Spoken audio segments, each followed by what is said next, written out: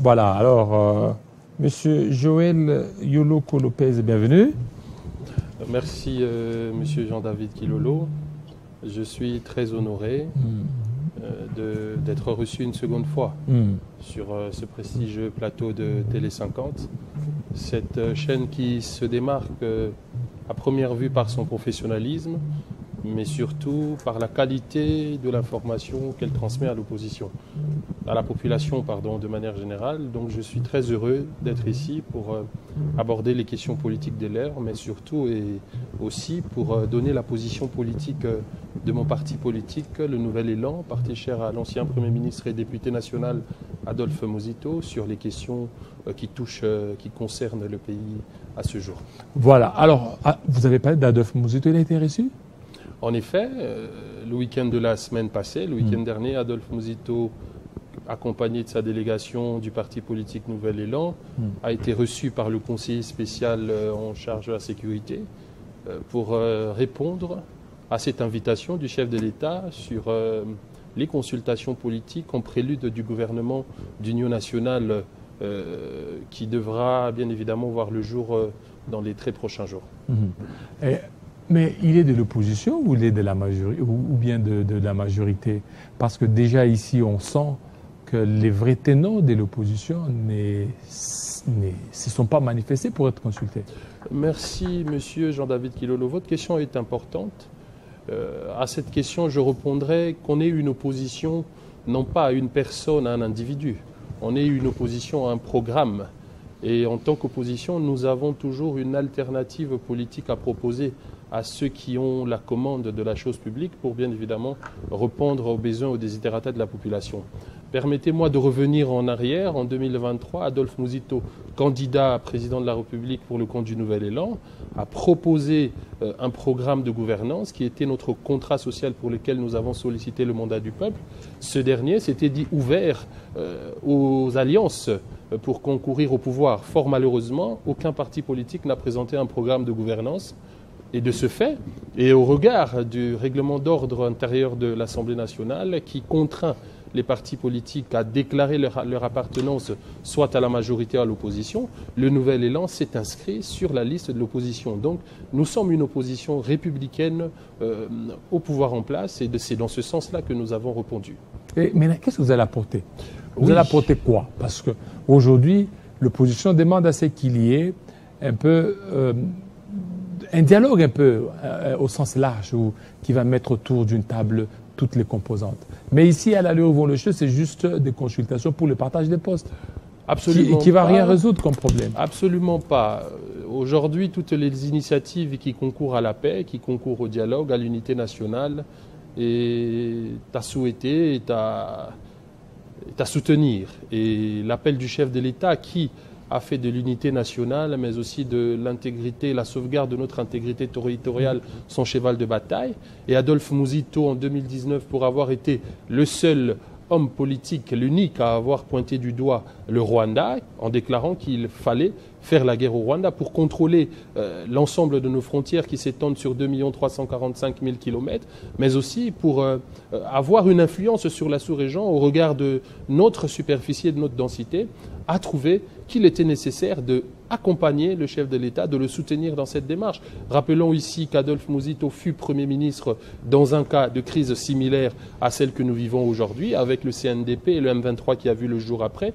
Donc, au regard de la situation actuelle, je pense que l'unité est à préserver.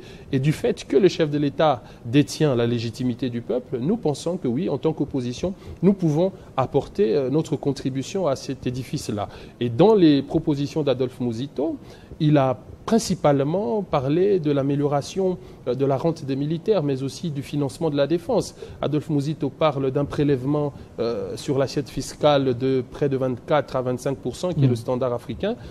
De ce fait, nous augmenterons le budget de l'État, nous le triplerons, voire même pour pouvoir, oui, financer les infrastructures. Mais parce qu'il y a déjà, il y a déjà la loi sur la programmation militaire. Oui. Alors, vous allez ajouter quoi alors qui est une conséquence d'ailleurs de la pression que nous avons eu à faire à travers les médias pour demander une augmentation, une répartition équitable sur la question de la défense, mais aussi sur la question des institutions pour rendre effectif l'état de droit à travers la séparation du pouvoir, en renforçant le pouvoir judiciaire, en améliorant les conditions de vie des militaires pour que nous ayons là une armée qui soit capable de dissuader les intentions incendiaires du Rwanda, qui est celui de créer le désordre, un désordre politique, un désordre économique, un désordre au niveau de la défense, pour pouvoir voler les ressources naturelles dans la partie est du pays. Donc c'est une posture qui est justifiée et qui est fondée au regard de son combat, lui, en tant que leader de l'opposition. Le combat de Adolphe Mouzito, c'était celui de construire un mur. En effet, en 2022, Adolphe Mouzito a écrit une tribune dans laquelle il propose la construction d'un mur de séparation avec le Rwanda. D'ailleurs, la Pologne l'a fait il y a quelques années passées pour gérer le flux migratoire clandestin entre la Biélorussie et ce pays-là. Donc nous avons jugé bon qu'il faille contrôler nos frontières pour donner au Rwanda, permettre au Rwanda d'entrer par la grande porte, exploiter les ressources naturelles au Congo, mais que cela se fasse dans le strict respect des lois qui régissent notre République démocratique du Congo. Donc Adolphe Mouzito plaide pour un État fort avec des politiques publiques fortes, avec une armée capable de dissuader les intentions de tous les pays qui agressent la République démocratique du Congo. Premier ministre ou VPM? Ou il veut juste intégrer le gouvernement? À cette question, je ne pourrais pas répondre à sa place. Adolphe Mouzito, en tant que technicien, économiste, a proposé les pistes et solutions qui permettront au prochain gouvernement, un gouvernement qui doit être issu des techniciens, des personnes d'une moralité qui ne soit pas douteuse, mais des personnes qui soient capables d'impacter ce gouvernement pour que le Congo et les Congolais puissent retrouver la quiétude, une quiétude au niveau de la défense, mais aussi une quiétude au niveau de la société. Parce que, je l'ai toujours dit, l'unité nationale n'est possible que si l'État permet aux populations congolaises d'interagir entre eux. Moulouba, Moussoaeli, Mungala, nous sommes tous enclavés dans nos provinces. Adolphe Mouzito plaide pour des infrastructures, notamment les routes, qui doivent relier les provinces et permettre aux Congolais de parler le même langage. Voilà, de permettre aux Congolais de parler le même langage, mais jusque-là, les Congolais ne parlent pas le même langage. Une grande partie de l'opposition n'a pas participé aux consultations nationales. Oui, c'est leur avis et je le leur concède, mais je pense que, comme je le disais au tout début de votre émission, à ce stade, les postures politiciennes ne bénéficient en rien à la population, puisque la maison brûle. Le chef de l'État, comme je le disais, qui a la légitimité du peuple, s'est ouvert à la population congolaise. Et je pense qu'il y a aujourd'hui, à ce stade, des négociations qui sont prises dans le cadre de la feuille de route de Luanda, Nairobi ainsi que Doha. Le tout pour concourir à une paix.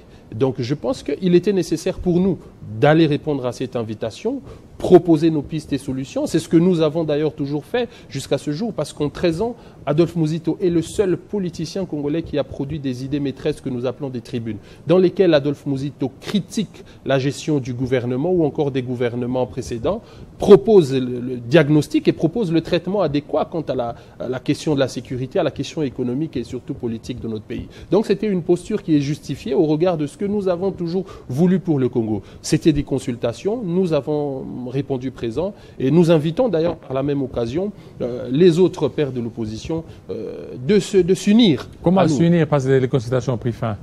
Oui, mais les chefs de l'État restent tout de même ouverts aux discussions. Et il a dit, je pense que le cadre de concertation qui permettait à ce que nous puissions nous rencontrer, nous, n'empêche pas un quelconque dialogue continu. Nous sommes en démocratie. Le dialogue, il est intemporel. Il ne dépend pas des consultations. Alors, il ne dépend pas de consultation? Pas forcément. Voilà, la dernière question. Et pourquoi ne pas privilégier les dialogues initiés par les évêques? Oui, d'ailleurs, je pense qu'Adolphe Mouzito, en tant que leader de l'opposition, avait été consulté par les évêques de la SENCO et de l'ECC. Dans ces consultations, Adolphe Mouzito a, tout comme c'était avec le conseiller spécial Ebérin, a formulé des propositions, des recommandations aux pères de l'Église. Et je pense que la démarche des pères de l'Église n'est pas encore clôturée, elle est continue. Nous encourageons toutes les démarches, toutes les initiatives qui a pour but de concourir à la paix pour les populations congolaises. Et vous serez qui dans les prochains gouvernements? Parce que vous êtes jeune et puis... Je suis cadre du parti politique Nouvel Élan, coordonnateur national de la Ligue des jeunes. Nous accompagnons la vision de notre leader, qui est celui de la reconquête de notre souveraineté en tant que nation, d'être ce peuple qui puisse influencer au niveau de l'Afrique, au niveau de la région et de la sous-région. Donc nous sommes derrière Adolphe Mouzito, nous le soutenons et nous l'accompagnons. Alors vous l'accompagnez. Si aujourd'hui Mouzito n'est pas repris dans le gouvernement d'union nationale, il va continuer toujours à soutenir les chefs de l'État? C'est ce qu'il a fait.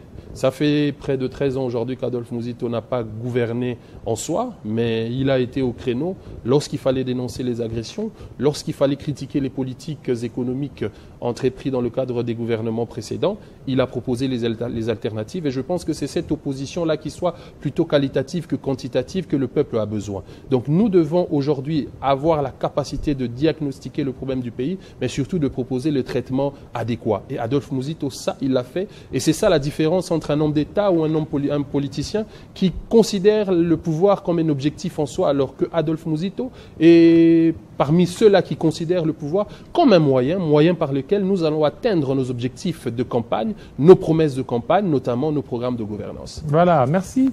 Merci beaucoup, M. Joël Yoloko, surtout de votre passage. Et ça, c'est la deuxième fois. C'est la deuxième fois voilà. Et c'est moi qui vous remercie. Et ça fait plusieurs années. Hein. Ça fait exactement 2 ou 3 ans. 2 ans. Voilà, c'était avant les élections de 2023. De 2023, effectivement. Et vous n'avez pas été réélu. Vous n'avez pas été élu. Fort malheureusement. Les élections de 2023 ont été ce qu'elles étaient. Nous continuons ce combat, celui de s'adresser à notre population pour que celle-ci puisse nous accompagner, bien évidemment, à son tour. Vous n'êtes pas déçu de ceux qui ne vous ont pas élus? C'est un combat. Les élections, c'est tout un processus. Voilà pourquoi nous vous remercions à travers l'opportunité que vous nous donnez ici à travers vos écrans pour permettre à cette population-là aujourd'hui de participer à ce combat qui n'est autre que son combat à lui et de porter les candidats valables à tous les niveaux institutionnels pour pouvoir défendre l'intérêt du peuple. Voilà. Merci beaucoup, M. Joël Yoloko Lopez, surtout de votre passage. Merci à vous, fidèles téléspectateurs. Tout à l'heure, la grande édition de Christopher Ochokoum. Il sera 20h dans l'est de la RDC.